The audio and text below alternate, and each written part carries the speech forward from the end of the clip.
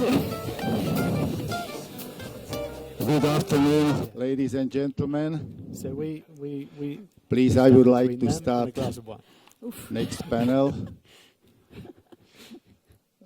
The title of this panel is Underground Natural Gas Storage as an Instrument of Energy Security. What attracted me to this title is the last two words, energy security. Why? You probably remember that approximately 10 years ago, the European energy policy was built on competitiveness, security of supply, and sustainability. But later on, mainly after COP21 conference and Paris Agreement, this topic, I mean security of supply, seemed to be lost. Climate and environmental issues became the main focus of attention. Nevertheless, after Russian invasion to Ukraine, everything changed. Especially urgent in last months. All energy discussion across the Europe raised the same question: how to enhance security of energy supply. That is the reason I have prepared one definition which I like about security of supply. This definition came from two professors, Katrinus Jepma from Groningen University and Neboj Sanakicenovic from Vienna University. I don't want to read the whole text, but when you are going to think over about this definition, you have to confirm that underground storage facilities and underground storage natural gas is really an important issue of energy supply. It could be useful to remind the main things you need to know before we start the presentation discussion. I mean about EU's gas storage in Europe.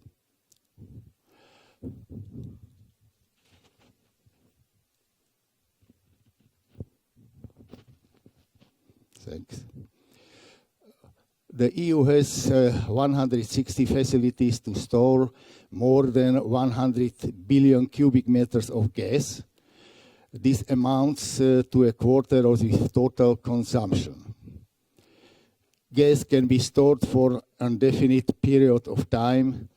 Storage typically supplies 25 to 30 of gas used in winter, but only 18 EU countries have the capacity to store gas. The other 9 have solidarity agreement to ensure they have access to the backup gas. Gas storage is unevenly distributed across the bloc. Germany, France, Netherlands, Italy, and Austria hold together 73% of total capacity. EU countries are compelled to fill their gas storage by 80% before 1st of November. You know about this decision. This decision was taken after Russia invasion to Ukraine to prepare for a complete suspension of Russia gas. European countries fulfilled this obligation September 19, 2022. When I said before that it's my great honor to be the moderator of this panel, I meant two things: the topic of the panel and the facts that our panelists are renowned experts of area underground storage. Allow me to introduce all of them.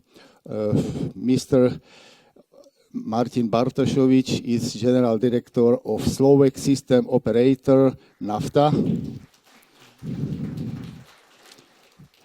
Markus Mitteregger is CEO from RAK Austria.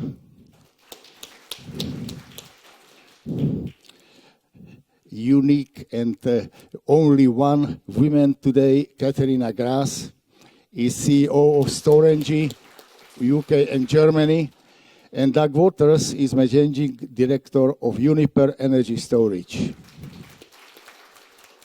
Okay. Martin, please, the floor is yours. Thank you very much. Thank you very much. Can you hear me? Okay, good afternoon, ladies and gentlemen. Thank you. It's a pleasure for me to be the keynote speaker in this panel, and thank you for the introduction to Janko, who is the moderator today, this afternoon. I hope that you had good lunch and you are ready to listen to this panel. I'm very glad that we meet at this conference. I would like to say thank you to the organizers for organizing this event, for inviting me. And I would like to also say a big thanks to my three colleagues whom I have invited here, Catherine, Markus, and Douglas. And before I start with the presentation, I would like just to highlight whom are we meeting today, because we are 4 persons from the storage business, but I asked my colleague Paolo, who is sitting somewhere here, to do this slide for you to understand the size of the storages in Europe, which are represented by 4 of us. So we put both technical operator and storage system operator, because some of us do a technical operatorship like NAFTA or RACs. Some of us have the same capacity as SSO and technical operator. This is not important. Important message is that 4 of us, something happened.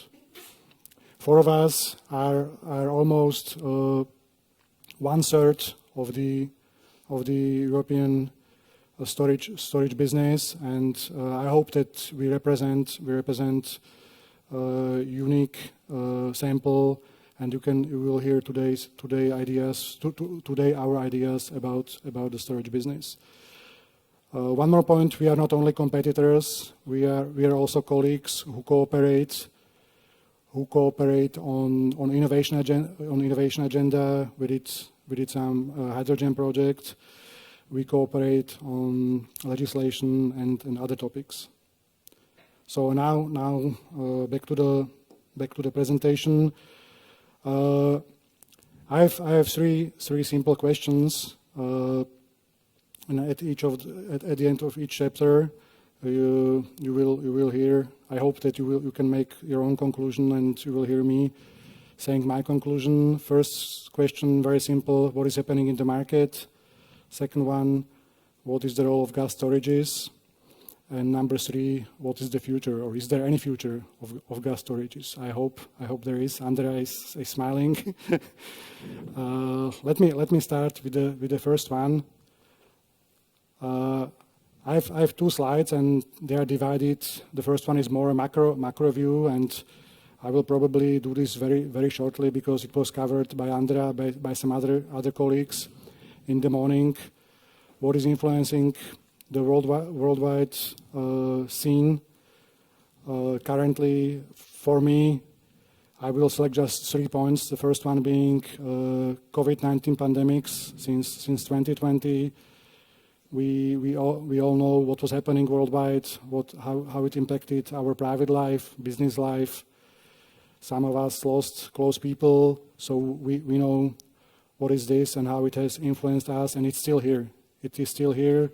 Not in such an extent, but we are living together with COVID.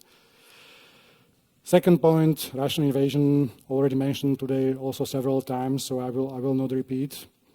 And the third one, worldwide economic slowdown with possible result in a high probability of economic recession, something which could have very negative influence on Europe, worldwide, or on certain countries. This was a macro view. The other slide is more focused on energy and energy environment, and I will spend here a little bit more time. So what are the factors which influence the energy market between 2020 and today? So first one, global gas market was extremely volatile, and now I mean not only volume but mainly prices. And I guess all of you who are sitting here remember the prices of gas in summer 2020. Between at least in this part of region, Austria, Germany, price between 5 to 7 euros per megawatt hour.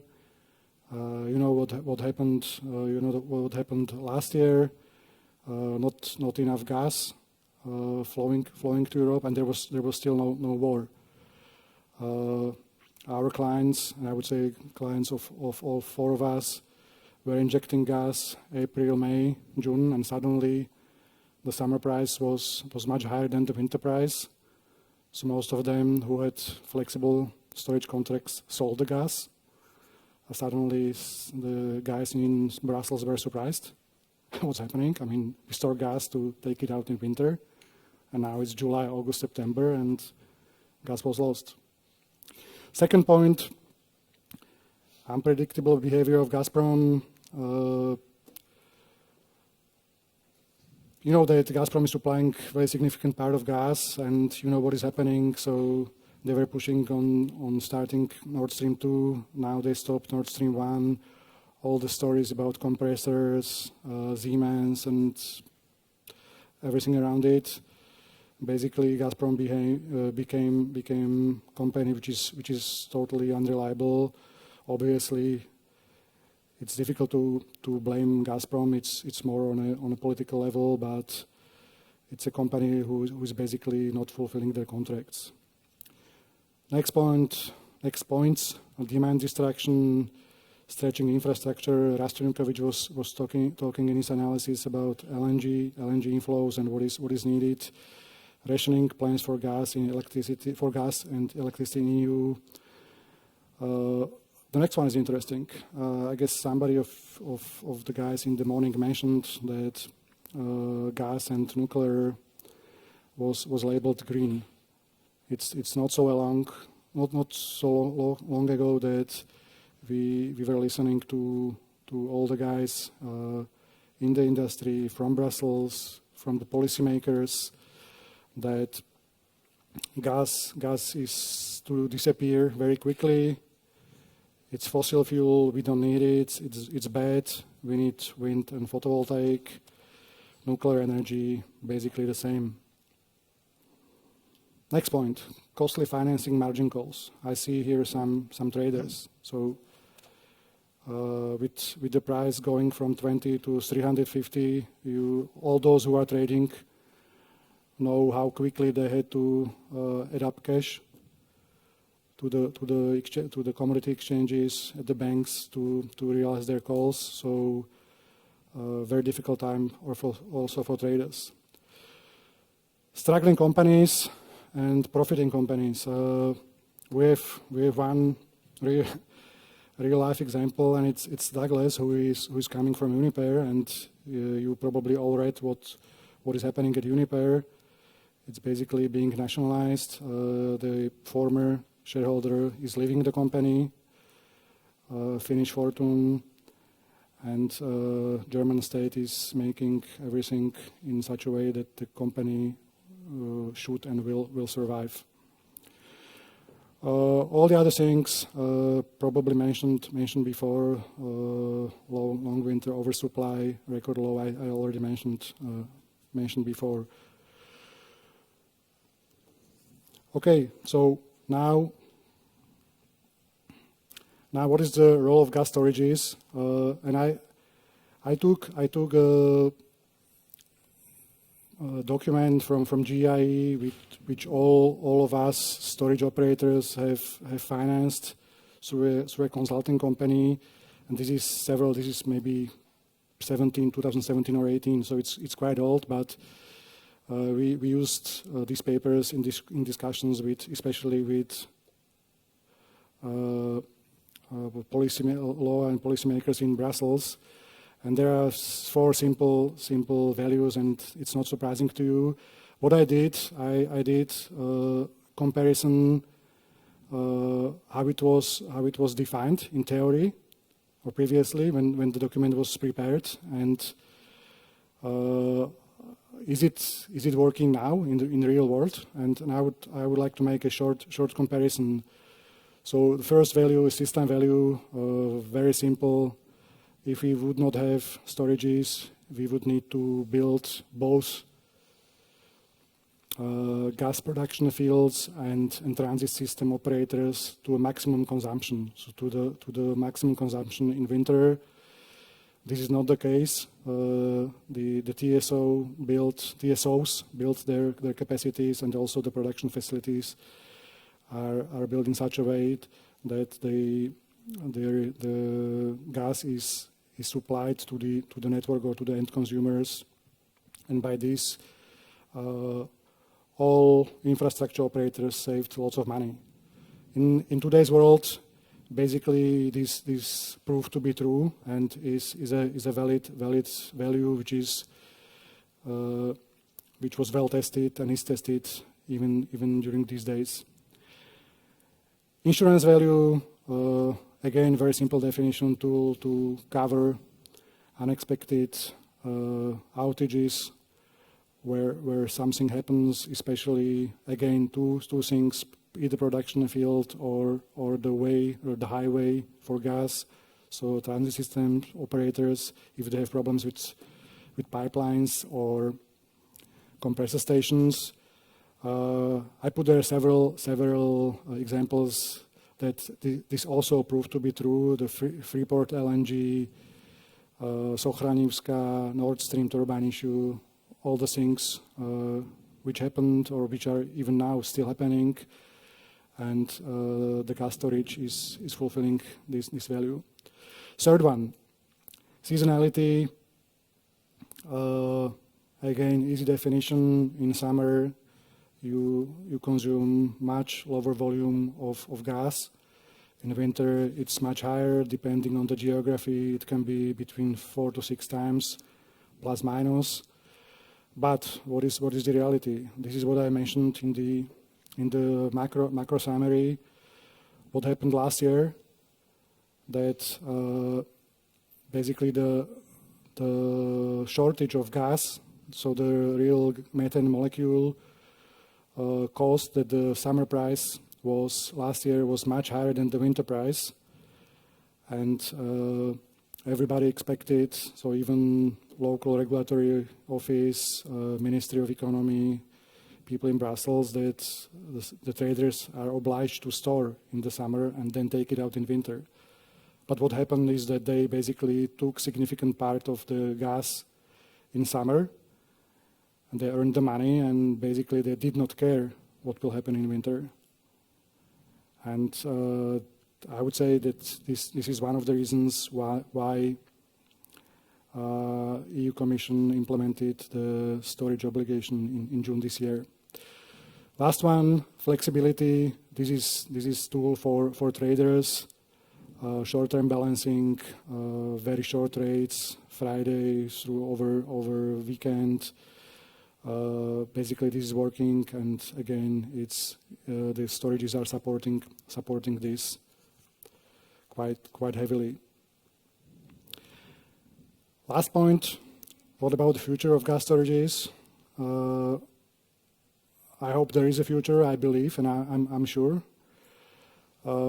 It was already mentioned by some of the presenters in the morning that gas will stay here. From our point of view, we do not see energy mix in EU without gas in medium term. So next 20, 25, 30 years, we have no other source for electricity, for quick electricity production and supply of heat to corporate and households, customers, than gas. What we have to say that the hydrogen topic is quite heavy. There is lots of expectations, And I can indicate, and I will not tell you more, that my colleagues will go much deeper into this topic, and hydrogen will not be implemented in very short time. Last point, just for you to understand how we view the hydrogen. First of all, I have to say that we joined RAC together with Markus Mitteregger when he called me back in 2013-14, so 8 years ago, and we joined the project Sun Storage. And what we did, we have tested the blend of methane and hydrogen in a joint consortium. This blend was injected into the storage, a small volume. It was left there for a certain time, and then it was withdrawn. So that's why we have admixing, which we see, and I understood also from the presentations before that the infrastructure operators see this as a quickest or fastest way how to implement hydrogen. Second way is the pure hydrogen, something to be investigated. I don't want to go into deep detail. It's much easier to store 100% hydrogen in salt caverns. It's not so easy to store it in porous reservoirs or aquifers. On the other hand, long time ago we had town gas, which was mixture of methane, some other gases, and hydrogen, and hydrogen content was 50%. So I don't know, 40, 50 years ago, we were storing 50% of hydrogen. And last innovation agenda in NAFTA is our green gases CO2 storage. Thank you very much. And now I would like to hand over to Markus.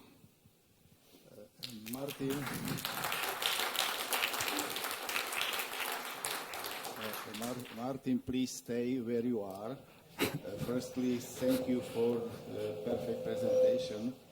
I know that the question and discussion will follow after the presentation, but I am really eager to raise one question, and I bet that our audience is also interested in the State Secretary of Slovak Ministry of Economy said last week that Slovakia is the best prepared country for the next heating season, and Slovakian storage stocks stood at 30 terawatt hours last week. The day before yesterday, said CEO of SPP, which is incumbent trader in Slovakia, that we have so much gas that we can also sell it, and now our storage stocks stand at 35 terawatt hours. Martin, you as General Director of Slovak System Storage Operator, do you share this optimism? Do you think will we be fine in Slovakia all winter, or we have to buy thick coat? Okay. So I had already advice from my ex-colleague, ex-Prime Minister of Czech Republic, that I should be careful. But I expect that you ask me for honest, or you ask me honest question to get honest answer. So I will start with the first one. That the winter should be very easy. This is very difficult question, and to be honest, I cannot answer. I mean, if the winter will be mild, there is level of storage, gas in store, who is comparable to previous winters. Obviously, I don't know the portfolio of our clients, how they have contracted other sources of gas, whether the gas will physically come to Slovakia. And so it's a good question, Janko, but I'm not sure that I can fully answer and give some satisfactory answer or guarantee that everything will be all right. There is one scenario definitely with mild winter we can be okay. The second part of the question, I guess we both read the same newspapers yesterday. It was on the first page, and I don't know what to say to this because 35 terawatt hours stored. This means that SPP has probably contracted some other storage capacities outside of Slovakia, because I know what they have with us, and it's confidential. I cannot tell you the number, but 35 terawatt hours is something what they sell to the clients. If I'm not mistaken, they have about 60% market share. So I'm surprised. If this is true, it's excellent. It's excellent message. Then the first part of the question is probably answered. But I don't know. I don't see the contracts of SPP with other operators, and probably they have some contracts in other countries for storage capacities. Okay. Very much. Okay. Thank you, Markus. Markus Mitteregger is Chief Executive Officer from RAK Austria. Please, the floor is yours. Thank you, Martin, for inviting me to this very prestigious conference. Dear ladies and gentlemen, good afternoon. I don't see my slides, but this is not a problem. I'm representing RAK. RAK Austria is also a very old company, an EMP company, not so old than NAFTA, but also close to 80 years. And we have built storages since the 90s. And the first slide will show where our storages are. The interesting thing is that our storages are located in the northwestern region of Austria. They are mainly interconnected to Germany, so 80% of our storage capacity goes into German and super-regional pipelines. So there is not the issue if we are an Austrian storage operator or not. We are a very international storage operator.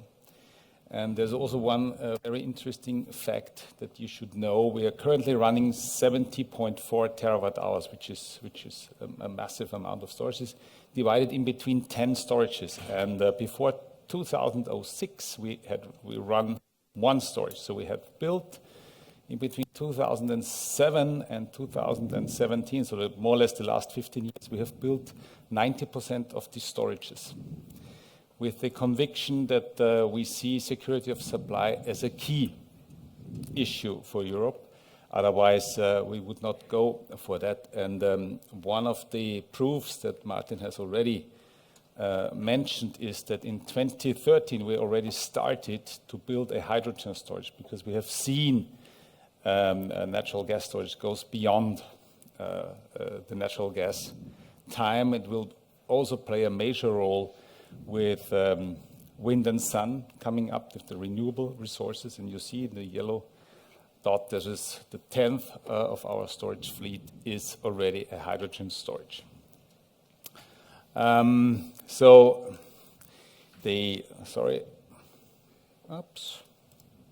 one. The other one? Yeah, no. The question, of course, is a very valid question. Why do we need natural gas storage?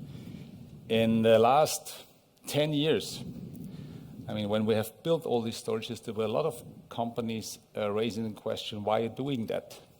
We don't need it. And we had arbitrations in 2015, 16, 17 with companies who had already signed long-term contracts with us saying, okay, no, sorry, it's not necessary. We don't need storages anymore. And so at that time, we really had to find new customers, because the long-term customers was explaining us, driven from Brussels, that we have a liquid market and gas is everywhere and you don't need all these storages. So we had to struggle with the storages. And the interesting thing is that the rough storage in 2017 went out of operation. I know a couple of storages in Germany, they were decommissioned because there was no need for storage. And I think NAFTA and we and also Uniper were the only ones really sticking to the idea of storages here. And for the time, you see, of course, due to the unpredictable Russia behavior, we need more storage. It's well known. And the interesting thing is now we get really in the center of the attention. The storage levels are the epicenter of survival. We have been asked day by day, what is the storage level? Because a lot of people now recognize gas storage is not only for gas-fired heating. No, they recognize 50% in Austria of the industry is directly connected to the gas supply. Austria is a heavy industry country, and the very important thing is in Austria they recognized you need gas-fired power plants to survive the winter. That was never in the attention of the people, politicians. So gas is everywhere. And the real interesting thing is the uncertainty which we today see driven by the Russian government, not by Gazprom. I think this is the forerunner that what we will see when we go more and more into the renewables, because the renewables are also unpredictable. Nobody can tell when wind, sun, and water will show up and produce energy. So what the good thing is, what Mr. Putin now is showing everybody, this uncertainty of the Russian gas flows is nothing else what we will see over the long run when we go more and more into the renewables. So, to my opinion, I'm completely convinced that gas storages are more important in future even than today. So what is the challenge for us as a technical operator? We have massive increase of operating cost. Of course, we need 150 megawatts of driving energy to get the gas in and out. And of course, we all face maintenance problems because of supply disruptions. Do we have every maintenance part on stock? So we have to take care for safe operations. And one thing is also very interesting. We are running 6.3 billion cubic meters. So we are punching in 12 billion euros within 3 months, and we have to be sure that you get these 12 billion euros, underestimating 2 euros per cubic meter, out in the Q1 and Q3. And I have to admit, I'm an engineer and I know all the problems. And everybody's underestimating that emptying the storages will be easy. But I have seen the crisis in 2006, in 9, in 12. There's always some risk if the storage levels get less and less and less. And imagine in March there is a complete supply disruption from Russia. Then everything is looking at the performance of the storages. And I hope everything will work out fine. Otherwise, even we had to see repair. We have to have maintenance. So this will be another issue that nobody has currently on the table, that the maintenance, the safe working of the storages will be an issue. I predict it for March and April. So it's not a risk-free business. You see our different storages here. And of course, we are looking beyond, as I've said, beyond the natural gas storage. Martin was mentioning in 2013, we started a project which went in operation together with NAFTA. You see it in the middle here, the underground sun storage, where we had already 20% of hydrogen mixed into the natural gas stream, put into a storage, a depleted small gas field, and we could prove this is working well. So we decided 2 years ago to go for 100% hydrogen storage. You see it on the left side. It's close to a lake there. You see it in the background. There's a lake. It's in the middle of Austria. And it goes into operation by the first quarter of next year. So we bring in 1.5 million cubic meters of hydrogen made of electrolysis of water electrolysis. Just to prove that everything works fine, we do a dedicated 8-kilometer hydrogen pipeline and feed it into into the grid and also use it to drive our storage in the vicinity. So, but we are convinced that not only water electrolysis is the future, but everybody is talking about hydrogen and green hydrogen. They always talk about water electrolysis. But to get hydrogen, you need a material which contains hydrogen. This is water, H2O. But there's another material which is a very good base material to produce hydrogen. It's methane. It's a natural gas. Natural gas has a content of 98% of methane. If you look into LNG, it's more or less 100% of CH4. So it's a very clean base material. And this is the reason we went for a new process. We call this methane electrolysis because you're using power, renewable power, to split up CH4, natural gas. And this facility goes into operation also in Q1 23. So it's already under construction. And you see the main issue, you see at the left corner there, here, the main issue is when you split water, H2O, you need 50 kilowatt hours per kilogram hydrogen. A kilogram hydrogen has 33 kilowatt hours. Vis-a-vis just 12.5 kilowatt hours to split up CH4. So you need just 1/4 of the power to split the material, which is a very important issue when it comes to efficiency of producing hydrogen. So we are going beyond both processes, but now we are also proving the process in real terms. We don't talk about PowerPoints. We have a real facility going in operation by beginning of next year, where we split with a methane plasmalyzer. You're using hydrogen, using natural power to produce a plasma, and then you get the hydrogen. In this case, it's 50 kilogram hydrogen per hour, plus 150 kilograms of carbon. So the question beforehand was what to do with the carbon. So we tried that out. We used the carbon, which was produced beforehand by the manufacturer, and brought it out into agriculture, because we know if you do that in a massive amount, you get massive amounts of carbon. And you see here the tryout field. It's in Lower Austria. We brought it out into the field in April. We got the harvesting a couple of weeks ago. And the effect was a very positive effect. And it's done with all the supervision of health agencies and everything. The interesting thing is that you're improving the soil quality. The water retention capability is improved, which is a big issue now with water scarcity. You need less fertilizers. The biological habitation in the soil is improving. So it's completely proven that it brings advantages to the soil. And if you ask yourself, what is Chernobyl? I think you know what this is. This black soil in Ukraine and also in southern Russia. It's mainly the higher content of carbon in the ground.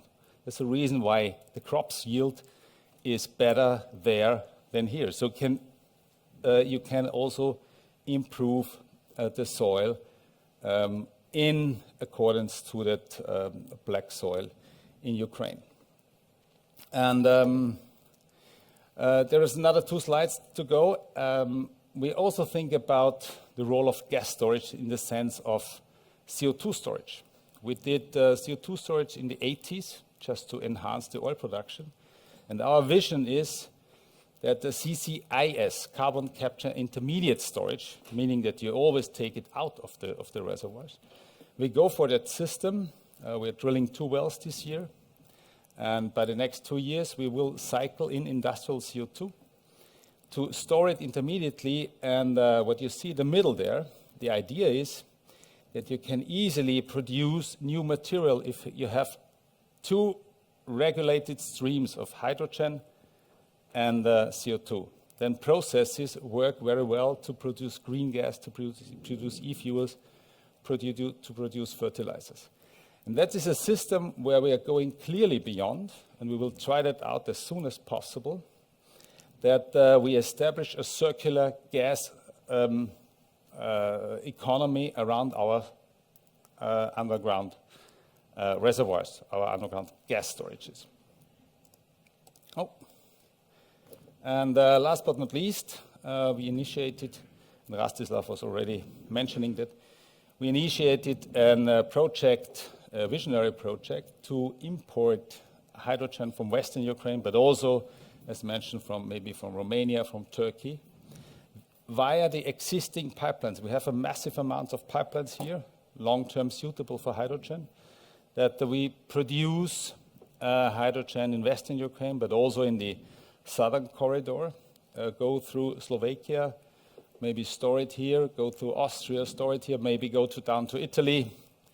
And the main target is also to bring the gas into southern Germany. And the project is ongoing since 2 years. It is, of course, interrupted now by the war, but nevertheless, the attention of the European Union is strongly behind such a project. There will also be a life after the war. And that should show that we are convinced that gas pipelines and gas storage play a role not in limited time, in eternity, because then we can use these infrastructure forever. Thank you. Markus, thank you for your impressive presentation. And now I would like to give the floor to Katarina Gras, who is CEO of Storengy Germany and the UK. Good afternoon. Sorry. Good afternoon, everyone. I must say, for me, it's a bit a strange setting that we have here, because we are 4 storage operators on the stage. Usually we are invited with others, with traders, with TSO, so of course there will be some duplication, but I hope we can bring you a vision of 4 companies and covering a lot of countries, not only that we have a large proportion of the storage, I think we also can bring different perspectives. So we had, I think, all of us a very bumpy year. It's not been the easiest, and we need to manage the day-to-day. We need to manage all the crises which are piling up, but at the same time, we need also to prepare for the future. And this is also a bit this perspective to the future that I would like to bring you. So we are working on natural gas storage. This is our business today, and as Markus has said very well, this is a business where we need to deliver, and where the pressure on us is increasing clearly to deliver. But that's our business, I would say, and I'm not going to spend my time to explain you how we are going to make it. I'm really going to have a look at what is storage of hydrogen and why we can make some parallels, but also why it might be a bit different from natural gas storage. And there are many topics that I could cover, but I have decided to cover 3 of them. The first one is going back to the role of storage and trying to think what will be the role of hydrogen storage in the future. The second one would be 1 or 2 things that we need to keep in mind when we are looking at hydrogen storage, very basic things. And then, yes, it's a credible pathway, but I think we need to also be aware of the challenges ahead of us and what we need to do as a sector. Oops, sorry. Yeah. We have already discussed quite a lot of what we bring as storage operators to the market. And we think, and we are even convinced, it's not only that we think, we are convinced that it will be similar in the future with large-scale hydrogen storage. We think it's similar, but it will be not exactly the same. So what will be different, I think, if we compare hydrogen economy in 20 years and natural gas today, is that there will be even more uncertainty when we will be in an hydrogen economy in the future. Why would there be even more uncertainty? Is that there will be even more uncertainty on the production side. Today, while neglecting the crisis at the moment where Russia decided to cut its flows to Europe.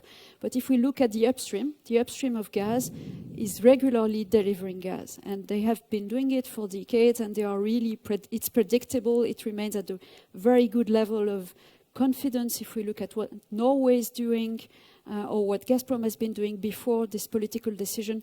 This is a predictable flow of gas that is arriving to the customers. It will be quite different in an hydrogen economy, especially if we depend a lot on green hydrogen, so hydrogen produced by electrolysis using intermittent electricity. So we see a future where the need for balancing the difference between offer and demand as being even more unpredictable than we have today. And of course, if you need to match in volumes, offer and demand, well, you need to have something in between, and this in between are the storage. Of course, there are other ways to store than the type of storage that we have today. We can also, and we will probably use also above ground storage, but at the end, it will also go down to underground and large storage, but the role will be different. And this role of matching demand and offer will also have an impact on the design of the storage, and we'll probably need to have also storage that are very reactive. If we look at the full picture in Europe and the number of storage that we have, there's a number of them which have been built in the early years of the natural gas development, which are mostly used for seasonal managing seasonal differences. And the most recent ones, and especially on salt caverns, they are able to do very different things. They are able to be very flexible and manage also the seasonal part of it. But I think that in the future for hydrogen, given the uncertainties we'll have on the offer side, so on the production side, and given the fact that we probably have to manage an industrial demand that is going to be less seasonal than we have today. So we'll need to have also storage which are going to be different than today. So the design that we will need to put in place are going to be a bit different to have more flexible storage than we have today. But otherwise, the rest will be rather the same. Storage will still be there to manage volumes, to manage economic and financial uncertainties. Now, if we look what we have, and this is really about the question that we are often asked is, can we convert existing natural gas storage? Is it sufficient? And this question is a fair one. It's also coming, and I refer to your last slide, on the hydrogen backbone. The hydrogen backbone has built a very strong narrative around we can convert a lot of pipelines that's going to be efficient in terms of economy and timing. And of course, as storage operators, we begin to have the same question. But the answer is a bit different if we compare it with transmission operators. Yes, we could convert and we can convert, but not all the storage will be able to be converted. We know, because it already exists, that we can store pure hydrogen in caverns. So it exists in the UK, in the Northeast, it exists in Texas. They are not managed as very active storage, so there's still something that needs to be done to make sure we can use the storage and integrate them into a complete system. But we know that this is, let's say, demonstrated. For the rest, and this is only, if you look at the pie that is on this graph, this is only a small proportion of the storage that we have in Europe. So what we know is that those storage, so 20% around it, of the capacity that we have in Europe can be converted. For the rest, and mostly the largest part, which is the yellow one, depleted fields, it's still under, not research, it's more than that, but under demonstration. And we need to go on investing on that to be able that we can extend that we can better prepare for this storage to be converted if they can be converted. But that's one point already, is that if we look at the landscape of storage today, only a small proportion can be converted.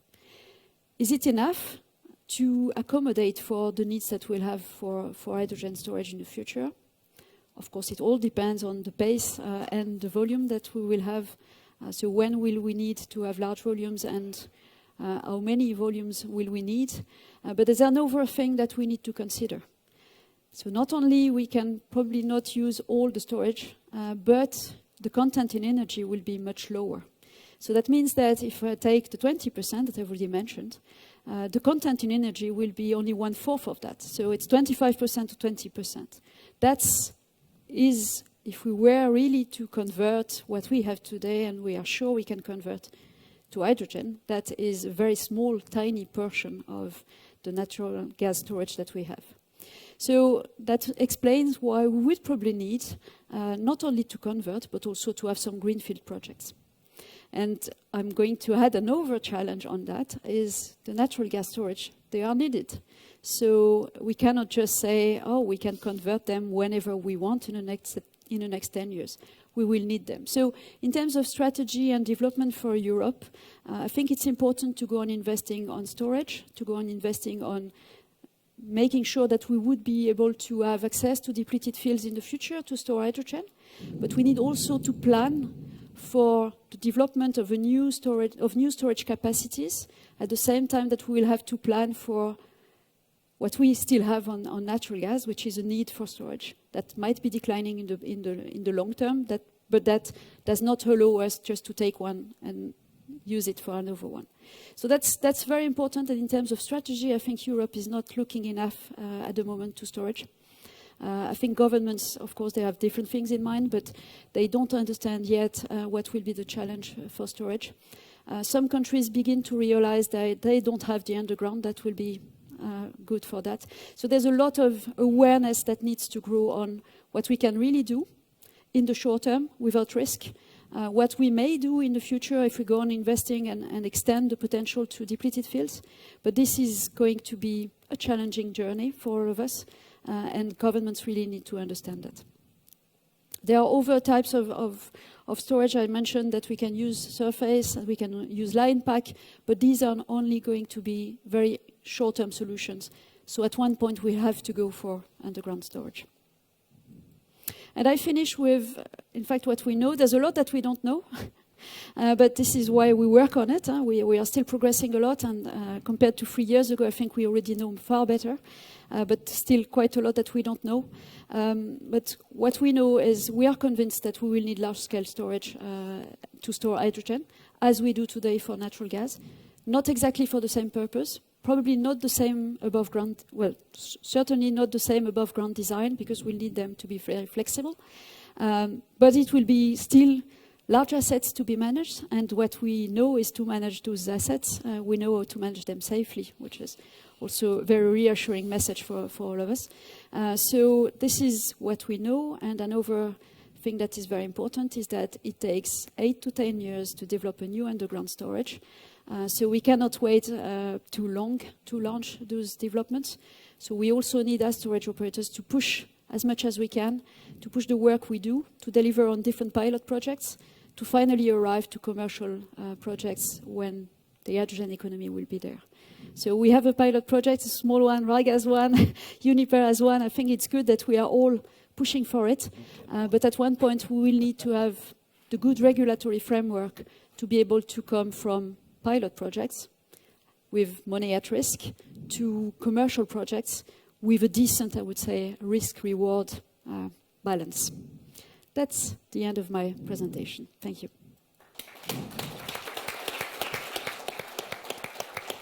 Thank you very much, Katerina. And now I would like to give the floor to Douglas Waters, who is Managing Director of Uniper Energy Storage. Thank you very much.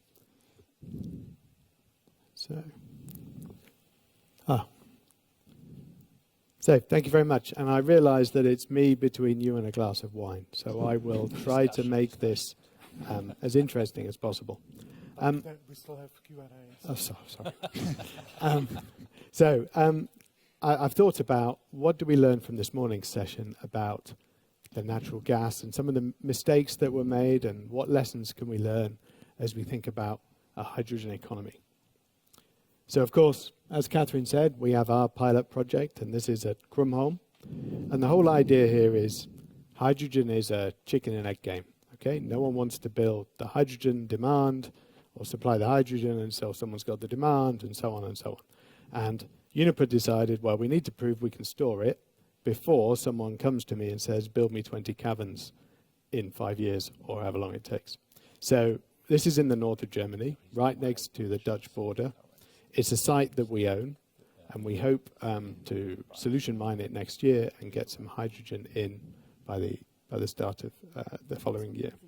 And the whole idea is to prove that we can get it in and out again into reasonable use cases. So it's not going to be green hydrogen. That's not the whole idea. The whole idea is to prove that we can store hydrogen and get it out again. And that's part of the building block to develop a hydrogen economy. Where are we? Well, we're having interesting discussions with the permitting authorities because they've never dealt with hydrogen as a storable commodity. So, yes, hydrogen's not perceived as very safe, but as Catherine pointed out, you only have a quarter of the energy. So when you're doing your health and safety plan for storing that, it's very different. And that's been a learning process for us and a learning process for the permitting authorities. And that's part of why we do this project, so that when we come to do a commercial one, we know the rules and we know how to permit it. Next thing I wanted to look at is how the infrastructure could develop. So I've shown Germany here because on the left-hand side, that's Uniper's core country. Obviously, we're in the UK, Netherlands, Austria as well. And we see hydrogen developing very like natural gas did, with sort of nodes of uses, nodes of import, nodes of export, and then those nodes being joined up. And what's very important, and Catherine dwelled on it before, is the right-hand side. We know we can store hydrogen in salt. But if you look at that map on the right-hand side, salt only exists in those areas. That's why it's so important to develop what Markus and Martin are talking about, options for storing in porous rock. Because as Catherine showed, that is the predominant storage, underground storage that we have. And also, try and think about, well, do we store the methane and then use some of the technology Markus is developing to split the methane at the point we want to use it? And I guess the point here is there's not one solution, there's not one technology, and we need to get the politicians to realize that they can't say, oh, it's renewables and water electrolysis. In different areas, it will be different technologies, and that really helps with diversity of supply, which, as we've all seen, diversity gives you security of supply. And I think that would be the point as the hydrogen economy develops, that we need to learn from the past and diversify the supplies. The next point I want to move on to is to blend or not. Okay, so from the transport system point of view, it makes a lot of sense. There are some technical issues at storage pressures, which can be well over 200 bar with storing hydrogen in existing infrastructure. Because hydrogen is a lot smaller than methane, you get hydrogen embrittlement of your materials. So essentially, for me to repurpose a methane storage into a pure hydrogen storage, I need to renew all the hydrogen, all the surface infrastructure, definitely. Back to Catherine's point, why don't I just build a new one? Because I'm going to need the old one for the methane economy. So there needs to be some planning about this transition and how it's going to work. And is blending really a good use of a very valuable commodity, which is what hydrogen will be, with some very clear use cases.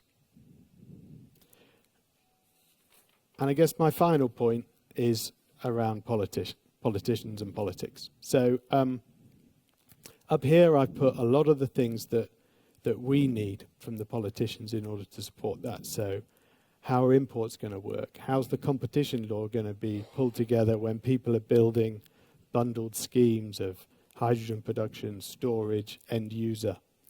How are all the renewables directives going to play into it? How's state aid going to work? All of those things are very important. But for me, the key things are not to pick technology winners, not to choose based on locations. We need to really think about security of different sources of hydrogen for different places, and not to repeat the lessons in a similar way to what we've done with natural gas, where we're reliant on supplies from the east to come to the west. So maybe we need to rethink that. And what that needs is a flexible approach from the politicians, which I know is a very big ask, but is what my ask is. And with that, that's it. Thank you. Thank you. What do I? Thank you.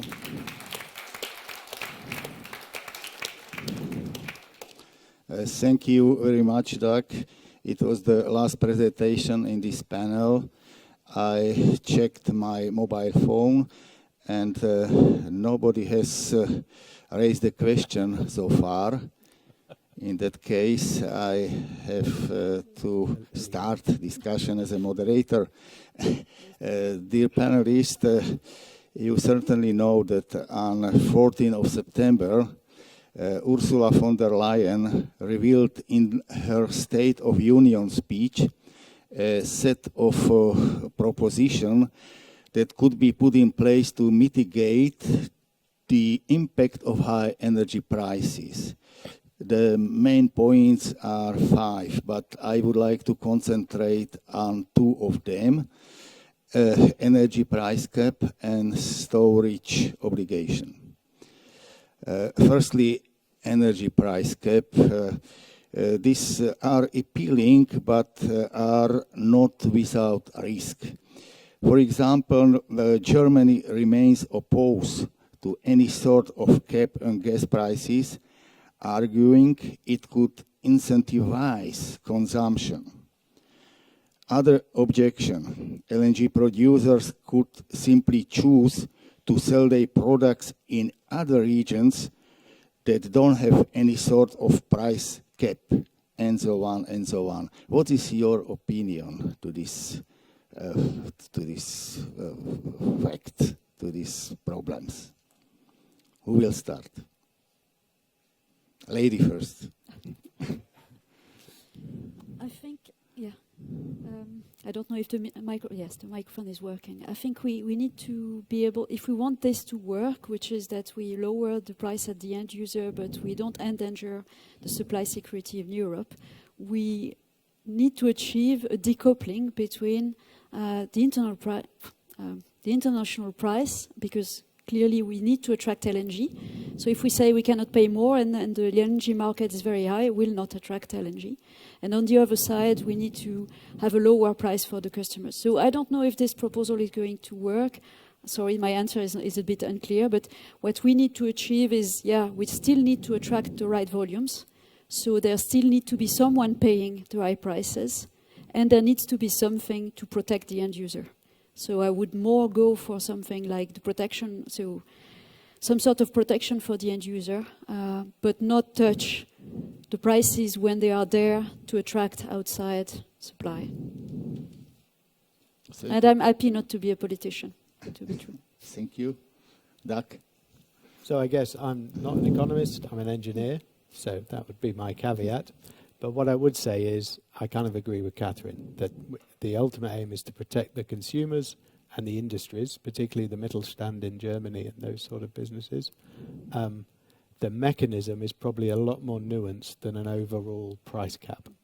I did enough history at school to know that price controls are difficult and often have unintended consequences.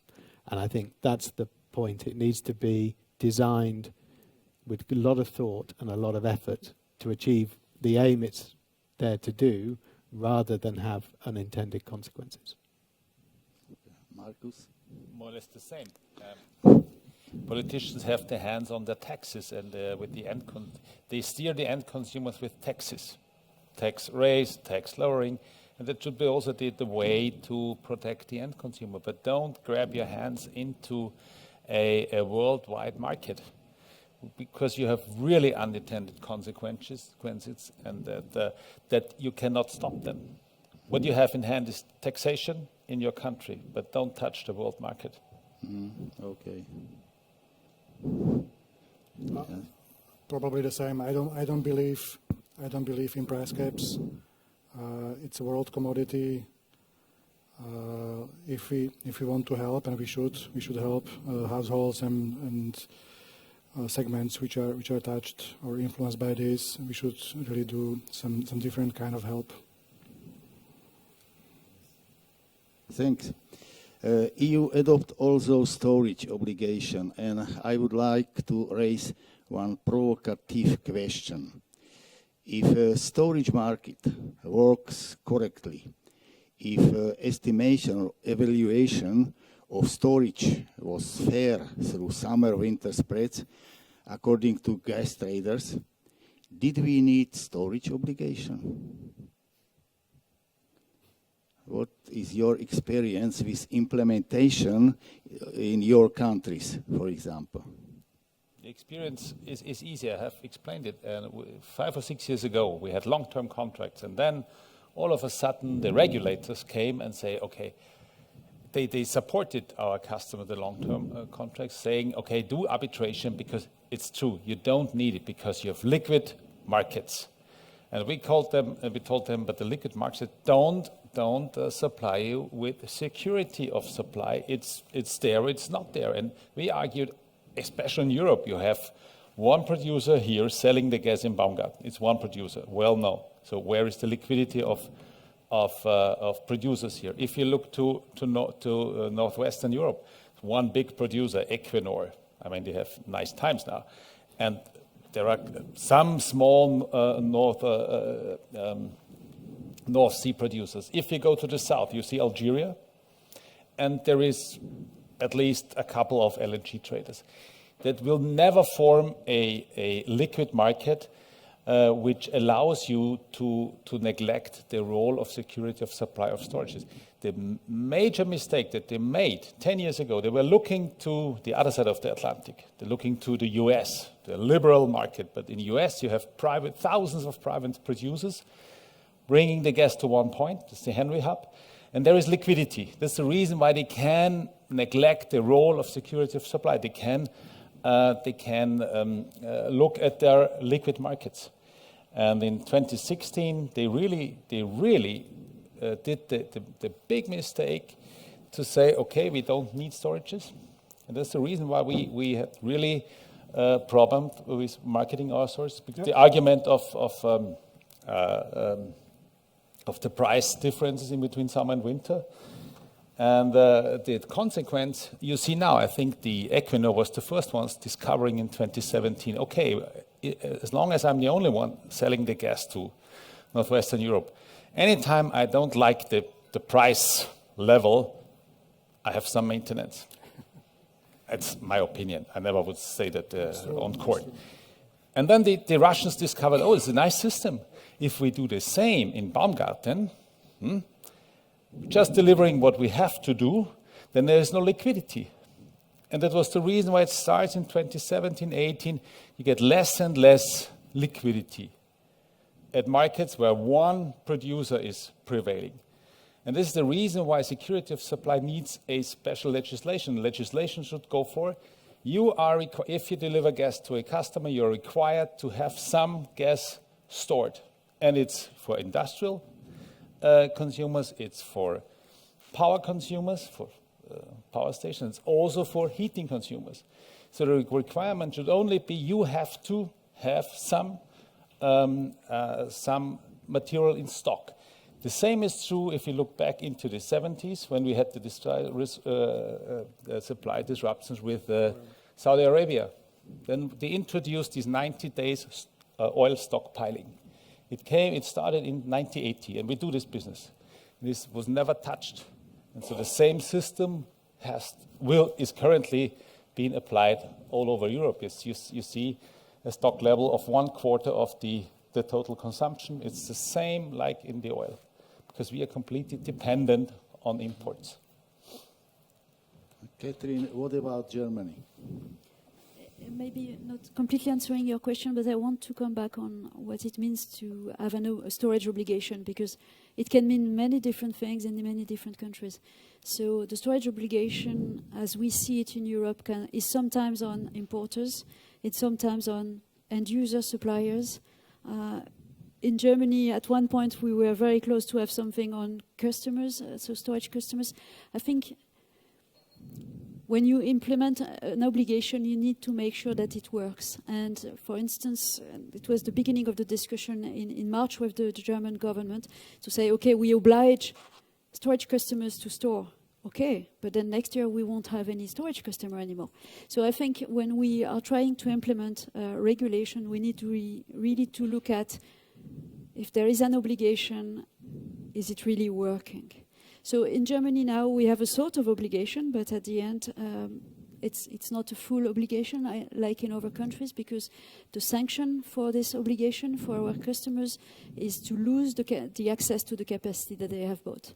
It's not to pay a penalty. So it's something which is very, very different from, for instance, the obligation that exists in France, where you have a huge penalty, so you are really filling the storage. So when we are talking, and I know that's been the subject this year, when we are talking about storage obligation, we need to define what type of obligation we have and how it works, what are the sanctions, and what is the purpose, and is it going to work long term. Because again, if you put the obligation on someone, okay, it can work for 1 year, and then next year, is the product still attractive? Maybe not. That's why we also need to make sure that we still have customers for our storage. You mentioned consumers, you mentioned traders, and how will the implementation of storage obligation and simultaneously high energy prices affect economy of operation of underground storage facilities in EU? Yeah, I think that was the point I was trying to make. So when we say there's a storage obligation, we really need to define to whom this obligation. So who will be the one forced to fill the storage?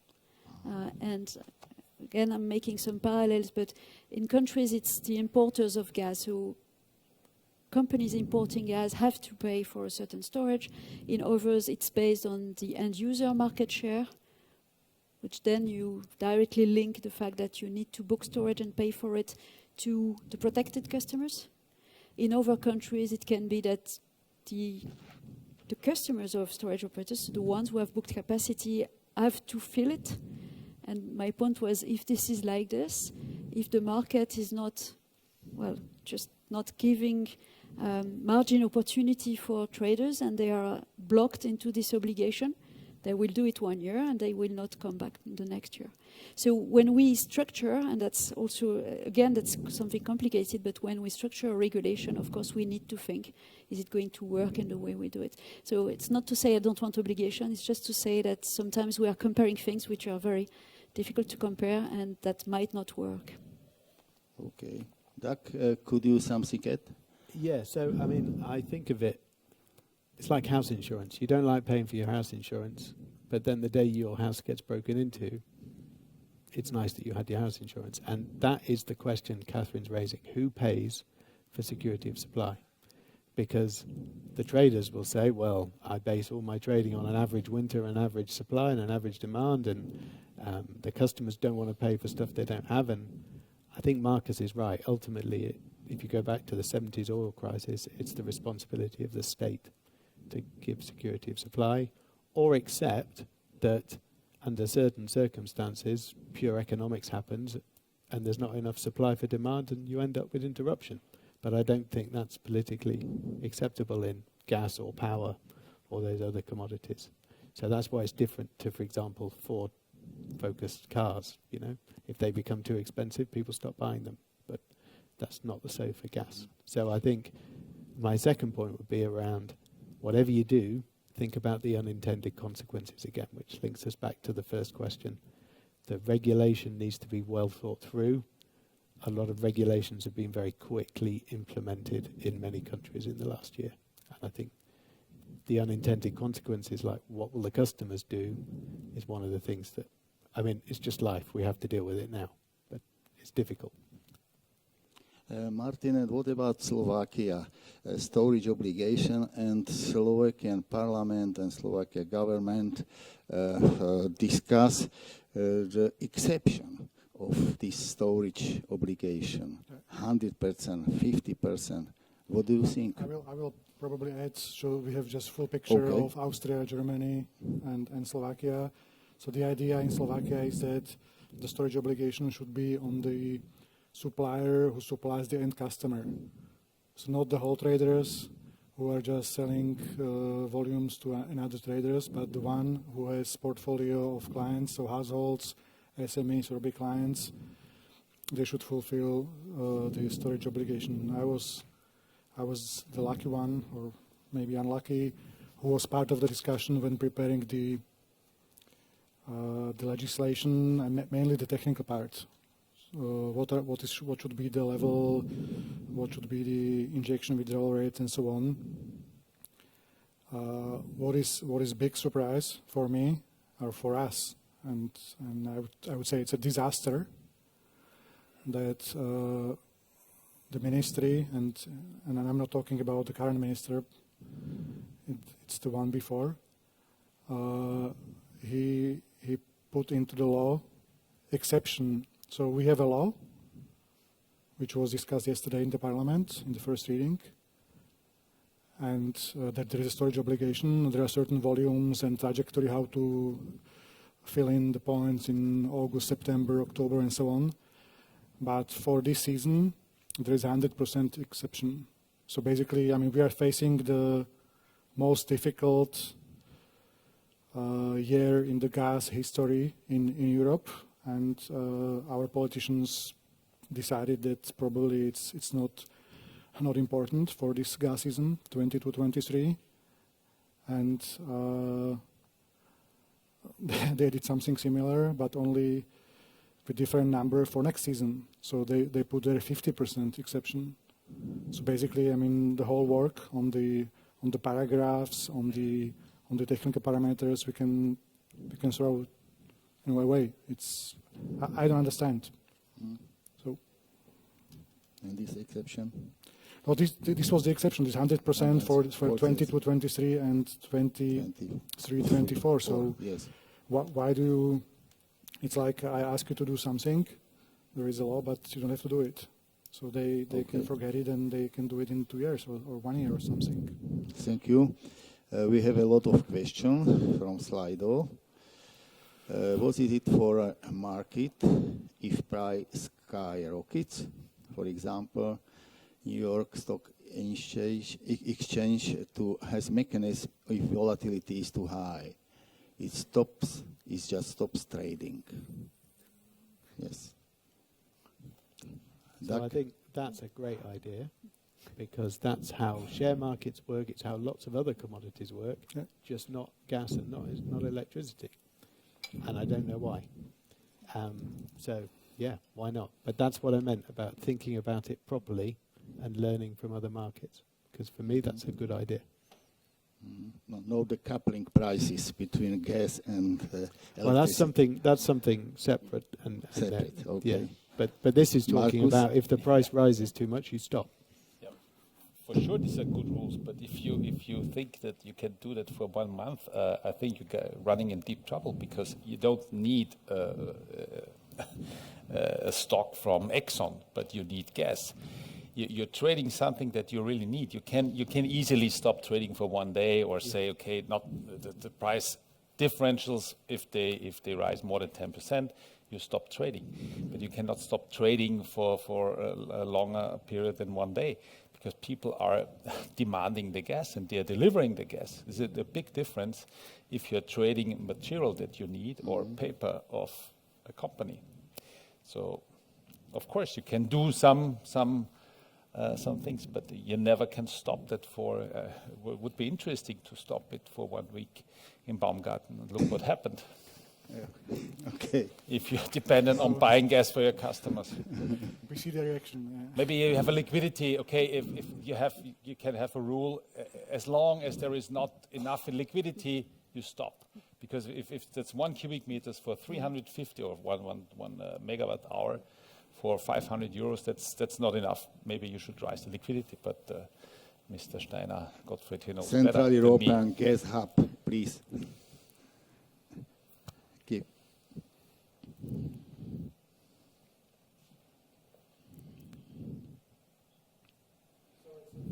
I may take this question. I don't know.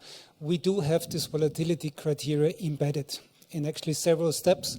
The first one is a so-called fast market. If you're a market maker and the market goes up quite quickly and fulfills some criteria, there's a fast market, and you're actually you're released from your market making obligations. And then you have several other criteria on this volatility market, but it is actually what you are mentioning in terms of the importance of the market. And we have put recently forward a statement from EX, our partner company, from the EX Exchange Council, about what is happening with the market in volatility cases of a Russian flow stop. Because you have seen these prices go up, and actually what the Exchange Council and the exchange is saying together with the authorities is, we don't stop.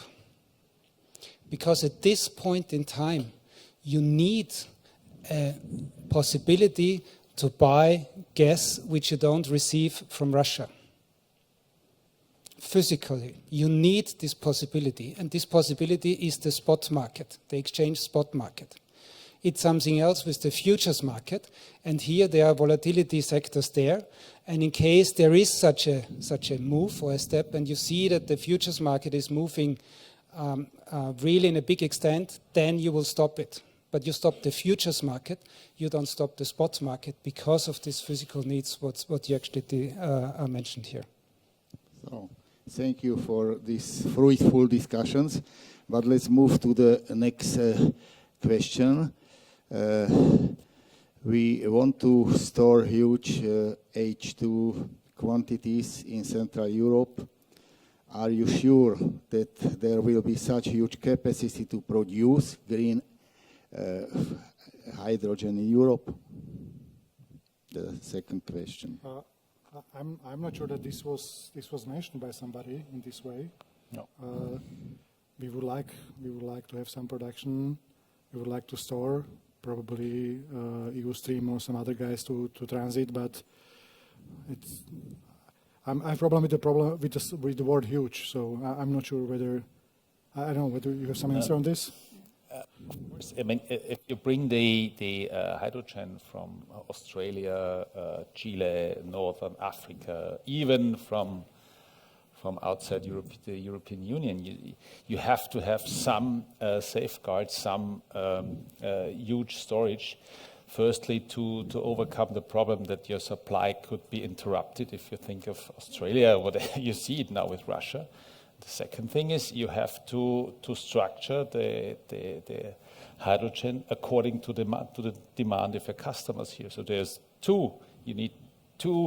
There are two main aspects of storing: is the fluctuating, the unstable supply to Europe, and then the demand that you have to cover.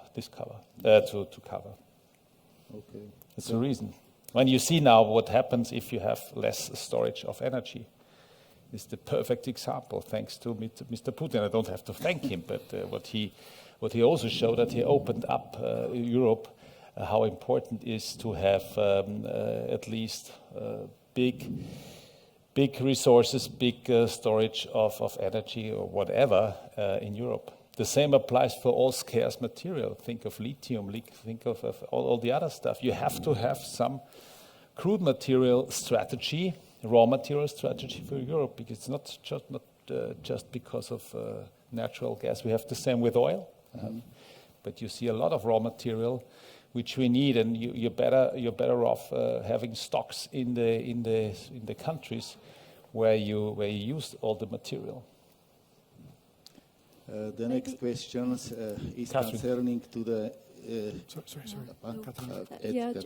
want maybe to add on this. So no, we are not sure of anything. I mean, on hydrogen, we are still at the beginning of this market, but it's clearly a very valuable proposition for decarbonizing different sectors in Europe.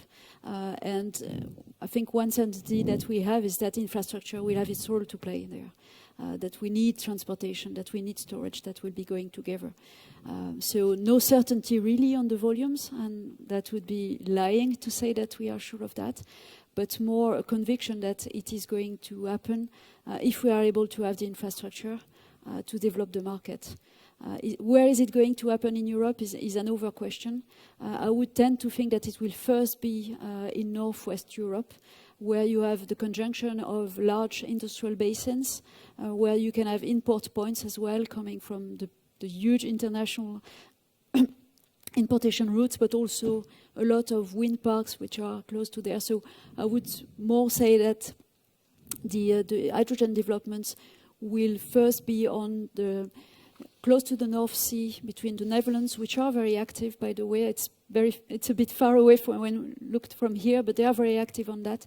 Across to Germany, Denmark, and then it will go down.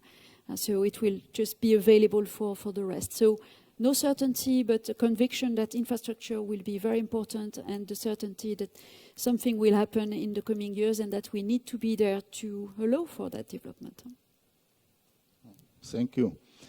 The third question is concerning to carbon capture and storage technology. Why do you think we still not see massive implementation of this technology? What lesson you learned from CCS to make hydrogen storage your future success? Who will answer that? So I can talk about CCS. I was involved in CCS projects 15 years ago. Personally, I think the only countries that will do CCS where it means sequestration, so where you leave it for a long time, will be countries that have large empty oil and gas fields. So think Norway, UK, Denmark, etc. Because there I think the politics is right for it and the infrastructure providers are there for it. I think what Markus referred to about carbon capture and storage and then reuse is something that's probably integrated with the hydrogen economy as well in the way that Markus presented it. So two circular economies. So I don't think the original CCS projects were looking to sequester forever, and there's a whole political acceptance of that. I think when I think about what CCS means more broadly, or CCUS, I think that's a new technology and a new business case. Yeah. I fully agree with what Doug said. I think the companies who are going to be the ones operating CCS, but really for long term, are going to be the upstream companies because they have a huge interest in not dismantling or reusing their existing assets. And that makes them, that position them very well on the value chain on this. They should be the ones doing it. I'm often asked if there's a competition, in fact, between CCS and hydrogen for caverns. But caverns are going to be used for short-term cycling of molecules and not for the CCS we mentioned, which is sequestration, which is going to happen to very large fields, so depleted fields. So it's a different, I would say, it's really a different matter, although we are talking about underground, but it's a different business model. But then reusing it as storing it is then different from the CCS with sequestration forever. Thanks. The last question, Martin, is addressing to you. What about 100 H2 storage? We don't have salt caverns. We know about it. That's correct. We don't have salt caverns, even though we have some salt structures in the East Slovakia, but most probably not suitable for leaching for salt cavern. To answer the question, we are working on it. We were quite heavily asking for EU support in the last year, and I have to say that we were successful this summer. We were awarded the IPCEI project, and we will be testing also 100% hydrogen in the storage. I see our head of innovation. He's doing like this, so I said it correctly.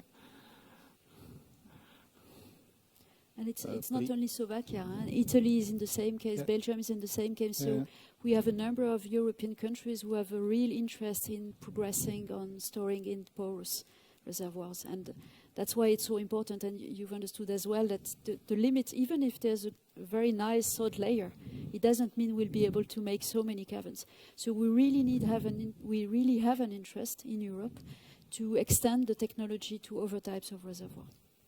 And just to finally add, you don't need to store the hydrogen. You can store the methane and split it later. Yeah. So that's another way to circumvent. Yeah. And I have on my mobile phone a special question. Japan is turning away from hydrogen future to synthetic methane future. Does your project pipeline contain synthetic gas methanization projects? Probably for you. Yeah.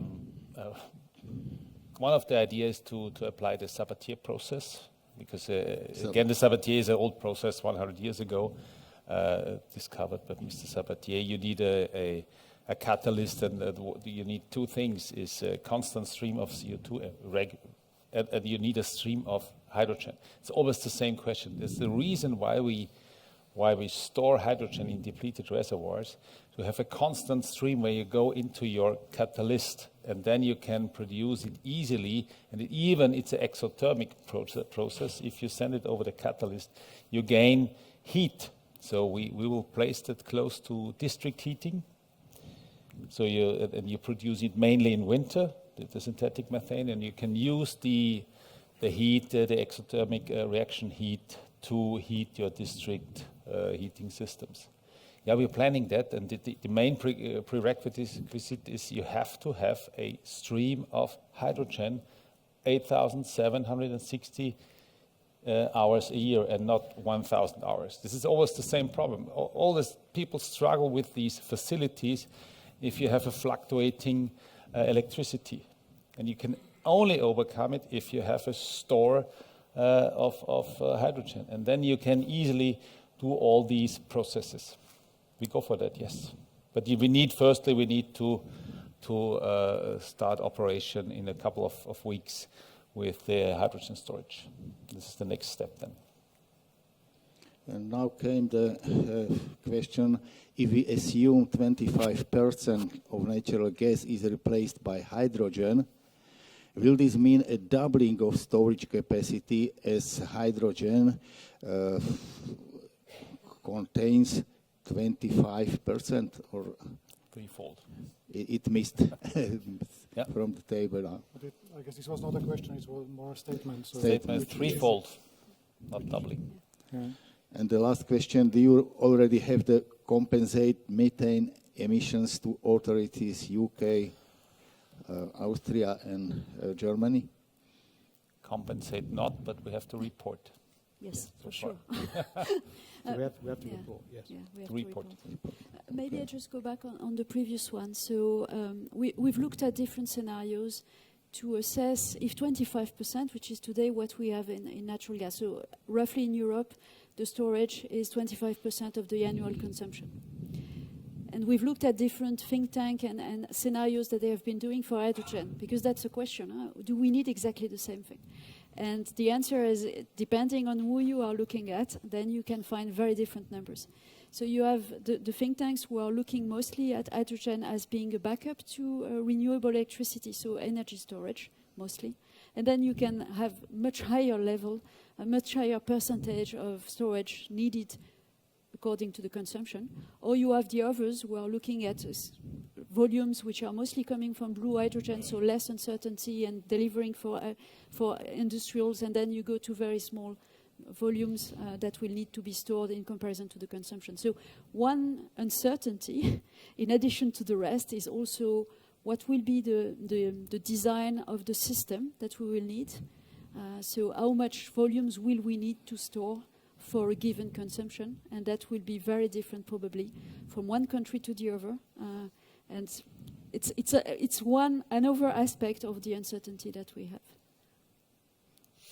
Thank you very much. It was the last question. Ladies and gentlemen, thank you. You were a beautiful audience. I would like to render my thanks to our panelists.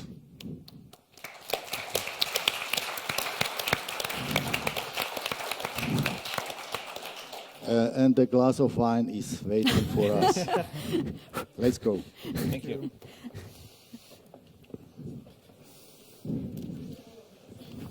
Môžem vás poprosiť, keby ste spravili spoločnú fotku?